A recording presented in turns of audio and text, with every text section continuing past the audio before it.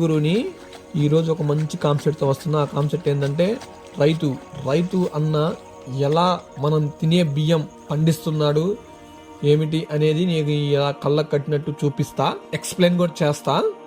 ఫస్ట్గా రైతు ఒక షాప్కి వెళ్ళి బియ్యానికి సంబంధించిన స్వీట్స్ తీసుకొచ్చి నానబెట్టి మొక్క కట్టి నారులాగా పెంచి 21 రోజుల నుంచి 30 రోజుల మధ్యలో ఆ నారుని పీకి మళ్ళీ నాటులాగా వేసి దానికి క్రమంగా 90 రోజుల్లో మనం తినే బియ్యం రెడీ అవుతాయి.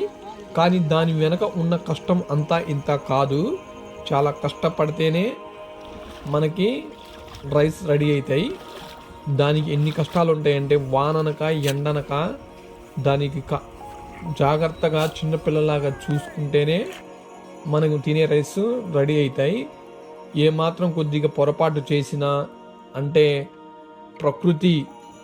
ప్రకృతితో సంబంధం ఉంటుంది. ప్రకృతి వానబడ్డా ఏమైనా చేసినా చాలా నష్టపోవాల్సి వస్తుంది.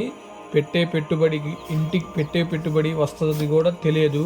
అలాంటి పరిస్థితిలో రైతన్న ఈ మన కోసం, మన దేశ భవిష్యత్తు కోసం ఇంత కష్టపడి లాభం వస్తుందో నష్టం వస్తుందో తెలియకుండా ఆయన మొత్తం దేవుని భారం వేసి రైతన్న వ్యవసాయం చేస్తున్నాడు.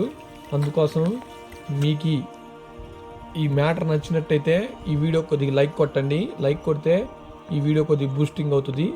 ఇలాంటి వీడియోలు మంచి తీయడానికి నాకు అవకాశం చాలా ఉంటుంది. ఇంతవరకు మన ఛానల్ని సబ్స్క్రైబ్ చేయండి, లైక్ చేయండి, షేర్ చేయండి, పక్కనే ఉన్న బెల్ నొక్కండి. Please subscribe.